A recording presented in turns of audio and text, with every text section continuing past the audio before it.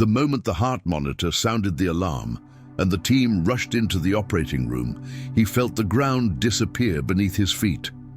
3 days earlier, she had handed him the divorce papers with trembling hands, saying she needed to find her own heart. Now, in that same hospital where he had worked for years, she was unconscious, pale, frail, fighting for her life. And ironically, it was her heart that was failing. When he entered the room and saw who the patient was, the mask fell from his emotions and all the hurt vanished like dust. Her hand slipped from the stretcher for a second, and he held it as if he were holding his own soul. No one understood the despair in his eyes.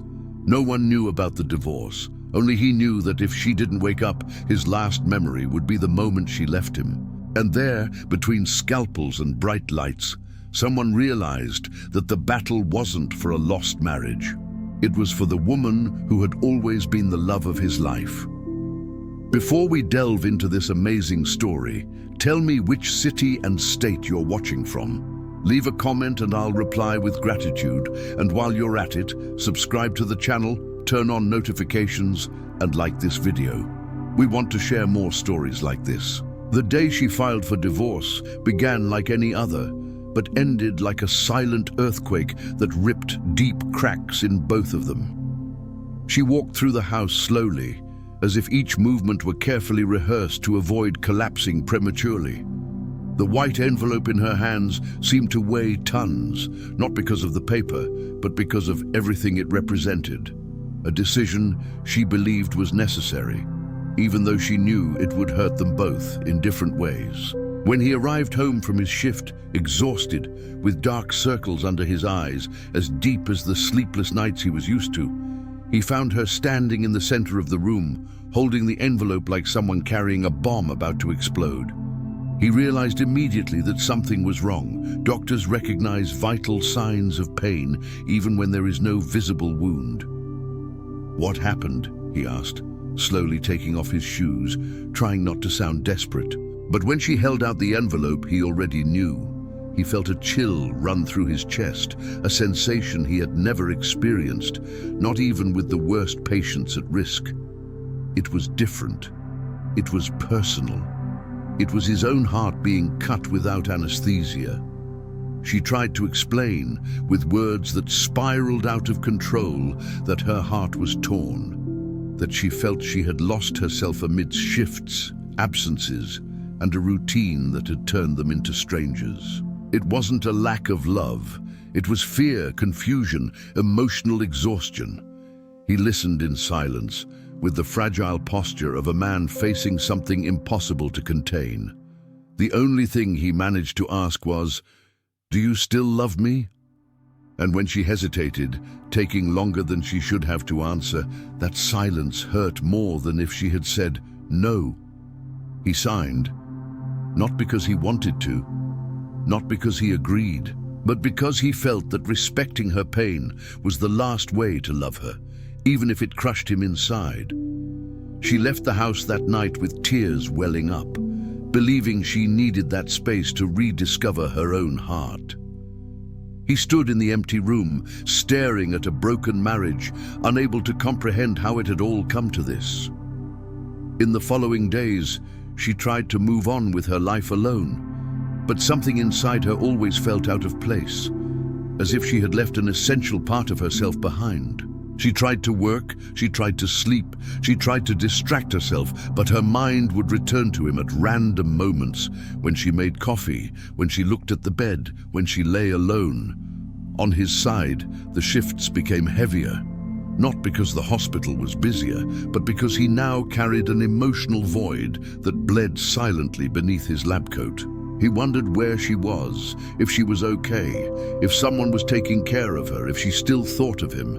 But he never had the courage to text her.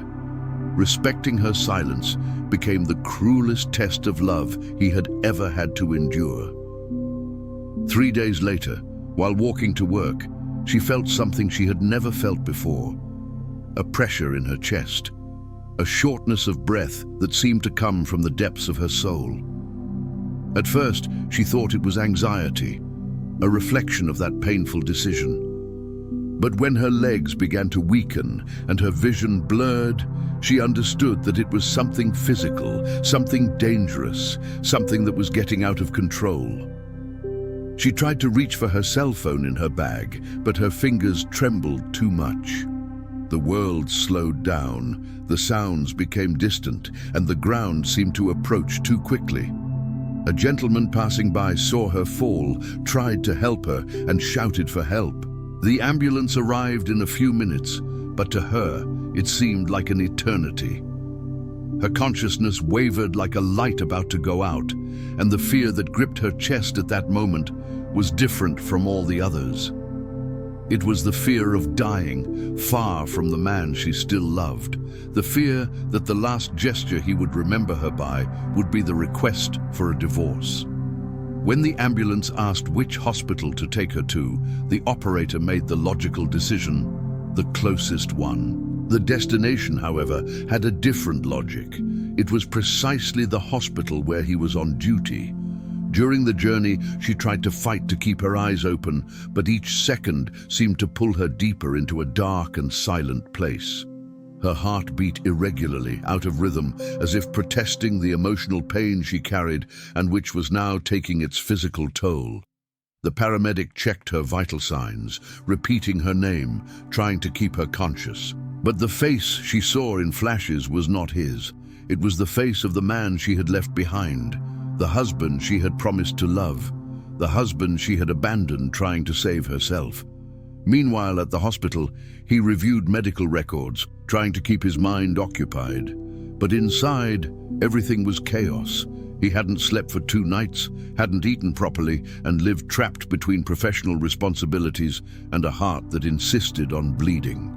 The internal radio rang, announcing the arrival of a critically ill patient. He listened without paying attention. It was routine, until they heard her name. When her last name echoed in the hallway, something inside him broke. His lab coat partially slipped off his shoulder as he ran, the sound of his footsteps echoing like hurried gunshots. He reached the stretcher before she was taken to the emergency room. When he saw her face, pale, fragile, with loose strands of hair clinging to her forehead, he had to grip the sides of the stretcher to avoid collapsing. It was her, the woman of his life. The same one who had asked for a divorce 3 days earlier. The team didn't understand his reaction. It seemed too personal for a simple doctor. He touched her hand and murmured her name in the most broken voice he had ever produced. At that instant, her heart monitor dropped. He felt as if he were losing more than a patient. He was losing the part of himself that still held him together. And it was at that moment, amidst internal sirens and bright lights, that he understood. Nothing in this world would make sense if she didn't leave there alive. And as the team began preparing her for surgery, he made the decision that would change everything. He wouldn't let her die. It didn't matter her emotional state, the divorce, the pain, the past or the future. There, in that cold room, only one truth existed. She was still the woman of his life, and he would fight until the last second to have the chance to say that, looking into her eyes again.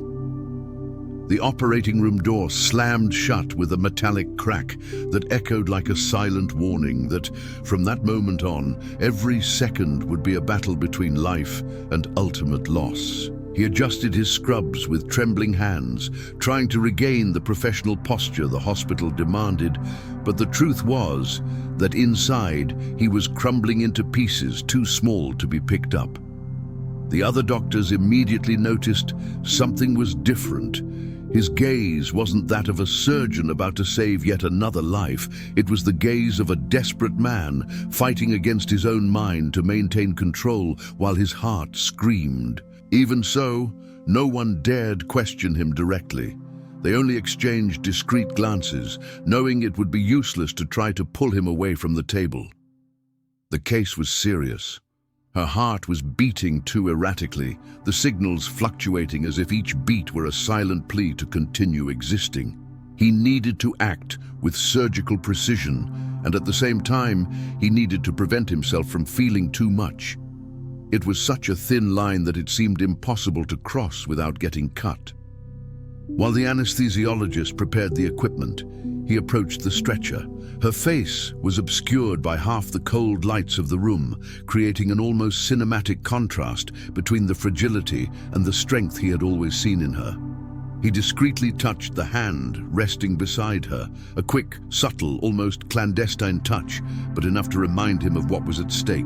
He remembered their wedding day, the smiles, the photos taken under a blue sky, the promises made with choked voices.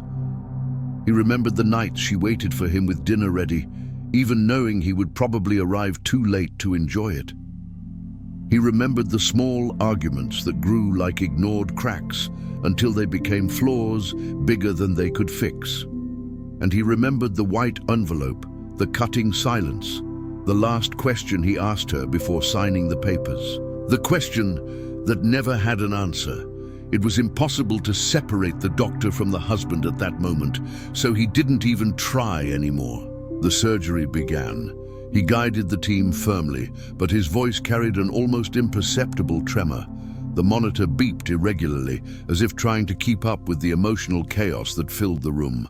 With each change in the signals, his heart seemed to stop. He entered a state of such intense focus that nothing else existed in that room.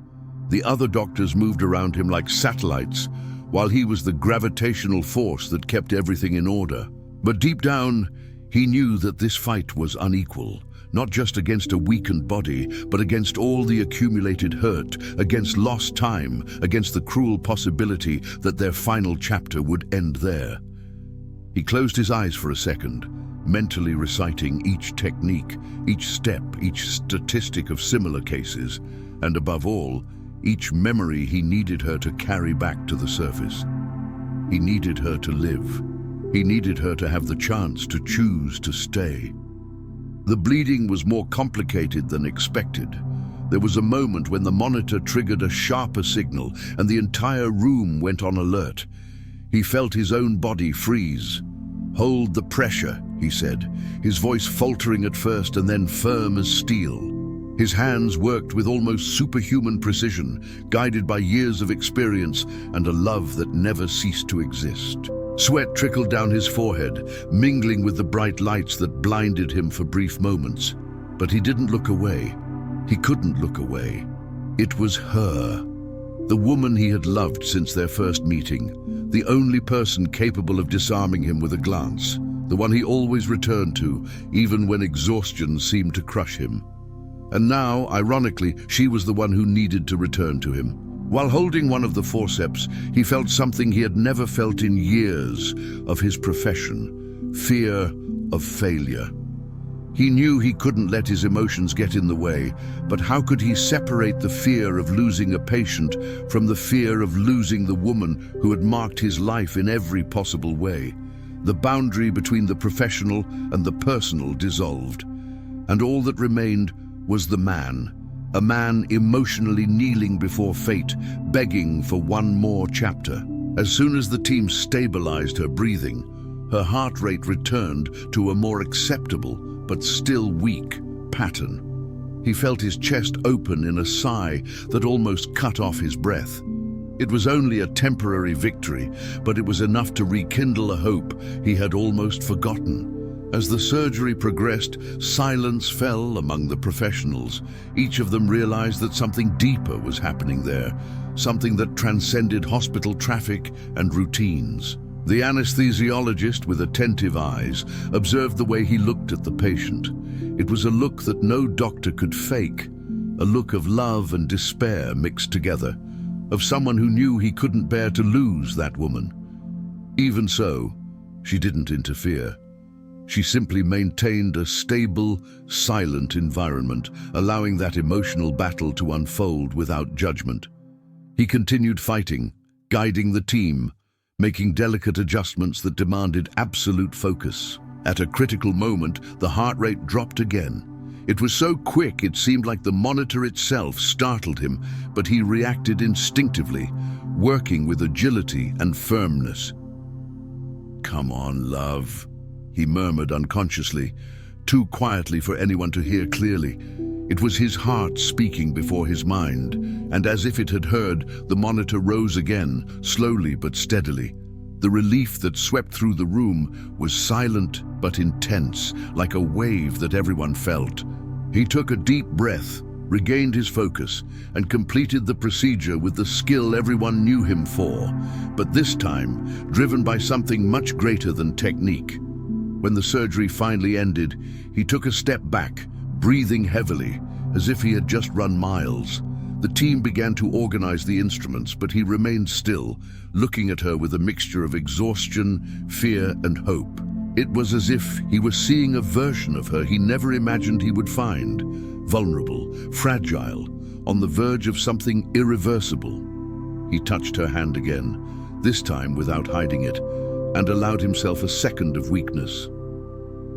"Please, come back to me," he whispered, feeling the words scratch his throat. The team watched in silence. Some pretended to organize papers, others cleaned instruments more slowly than usual, all trying to disguise the emotion that the scene aroused. He knew the battle wasn't over yet.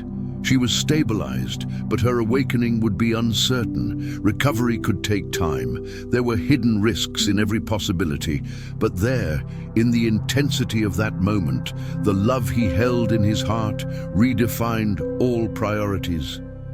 The divorce, the signed papers, the old arguments, or the lost time didn't matter. The only thing that mattered was that she was breathing, that her heart was beating, that there was hope. As the team transferred her to the recovery room, he walked beside the stretcher, as if accompanying that small movement were a sacred mission. With each step, he felt reality closing in. What would happen when she woke up? Would she remember the divorce request? Would she remember the pain, the separation? Or would she finally see what had always been there, the silent, unwavering love he had always had for her? He didn't know the answer, but he knew what he wanted. He wanted her to return not only to life, but to home, to their story, to the love that never ceased to exist, even when they were both too blind to see it. And as she was settled in the post-operative room, he sat beside her, held her hand carefully, and prepared to watch her every breath, until finally she opened her eyes again. The night dragged on with the slowness of a broken clock, each second dripping like a drop of uncertainty falling into his chest. Beside the bed, seated in an uncomfortable chair that had already left the mark of his body, he remained motionless, holding her hand as if it were the only link that bound her to life. The low lights of the post-operative room created soft shadows around them, and the profound silence, interrupted only by the rhythmic beeping of the monitors, seemed to amplify every tortuous thought that tried to invade his exhausted mind.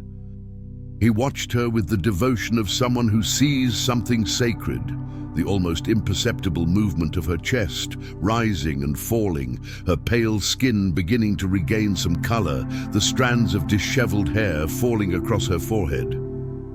Everything about her seemed too fragile, and at the same time, he knew that this woman had an inner strength capable of weathering storms. He just hadn't realized the emotional storm she was carrying alone until it was too late. The hours passed, and with them came memories he had tried to bury for the past 3 days. The moment she placed the divorce envelope on the table, the way her voice faltered when she said, "It's not your fault." The empty look she carried, like someone lost far from home and unsure of how to return. He thought of all the nights she slept alone because he was at the hospital, the belated birthdays, the interrupted conversations, the brief, hurried kisses before rushing to the next shift. He thought of how, unintentionally, he had turned the woman of his life into a shadow within their own marriage. And there, in that silent dawn, he realized she never wanted to separate from him. She wanted him to see her. She wanted him to return to the marriage as he returned to the operating room, with intensity, attention, and care. The pain of divorce wasn't a lack of love. It was a lack of air.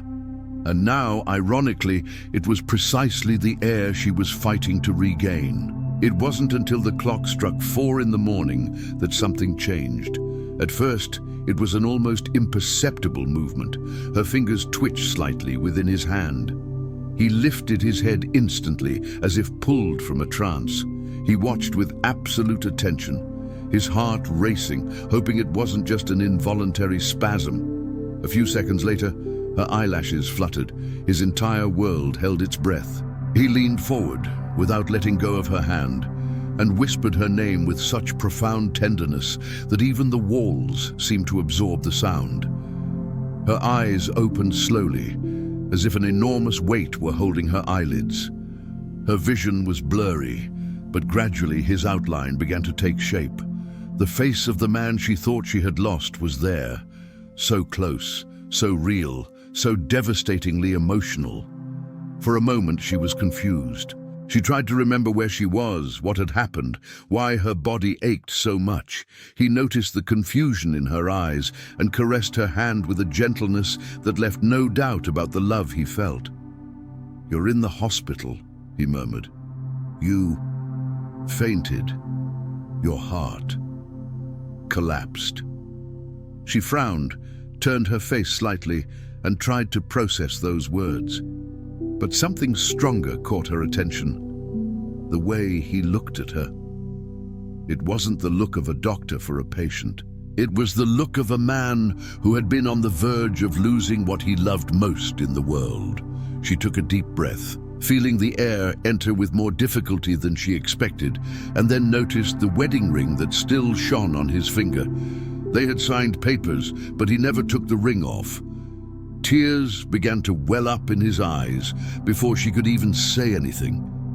He tried to discreetly wipe them away, but couldn't hide the truth overflowing. "I almost lost you." His voice broke. 3 days, love. It was only 3 days without you, and it was enough to destroy everything inside me. He placed his hand on his chest and took a deep breath, trying to catch his breath. She looked at him with teary eyes, like someone who finally sees what she had been searching for without knowing: intensity, love, true vulnerability. She opened her mouth to speak, but her voice came out weak, trembling. I was lost," she confessed. "I didn't want to leave you. I didn't know where my heart was anymore." He squeezed her hand, his eyes fixed on hers as if nothing else in the universe mattered. "I know," she replied, and there was so much sincerity in her voice that she felt her chest warm. "And I'm so sorry. I know I failed. I know I left you alone too much, but seeing you like this, almost leaving..." He stopped, because saying it aloud was almost unbearable. "I don't want to live apart from you anymore. I don't want you to carry everything alone anymore. I'm going to be better, for you, for us." She closed her eyes for a moment, letting a few tears trickle down the side of her face. When she opened them again, there was something different in her gaze, as if her heart had finally found its way back home. "I still love you," she confessed with a simplicity that made his whole body tremble. "I realized it the moment I fell. I realized that, even trying to run away, it was you I wanted to call." He brought her hand to her face, and for a second they just looked at each other in an emotional bubble that seemed to ignore the beeping of the monitors and the coldness of the room. In the following days, she recovered slowly. He was there every second, bringing her water, adjusting her pillow, talking to the doctors, turning down shifts so he wouldn't have to leave her side. And as she regained her strength, she also regained the certainty she had been missing. He was the man of her life. The love had never ended. It had simply lain dormant beneath layers of routine, exhaustion, and unresolved resentments. When she was discharged, he walked her to the exit, holding her hand as one holds something too precious to be dropped again. But the final chapter wasn't in the hospital. It was in the same place where they once said, "I do." He took her to the garden of the old building where they celebrated their wedding. The flowers were different, but the sky was the same. He knelt down, not with the nervousness of before, but with the maturity of someone who knew what it was to lose. He took a small box from his pocket and opened it slowly. Inside, 2 new rings, shining with the promise of a new beginning. "Will you marry me again?" he asked, his voice trembling and his heart in his hand. She smiled with the kind of smile that only reappears after almost losing everything. And I said yes. They remarried months later, surrounded by a few friends, but with much love. They had children. They built a solid, real family, full of beautiful imperfections. And every time she looked at him holding one of the babies in his arms, she remembered the hospital, the pain, the cold light, the near farewell, and silently thanked God for having opened her eyes that day and having found, right beside her, the true love of her life. The one who never gave up on her. The one who fought for her when her heart could no longer fight alone. The one who, in the end, was always her destiny.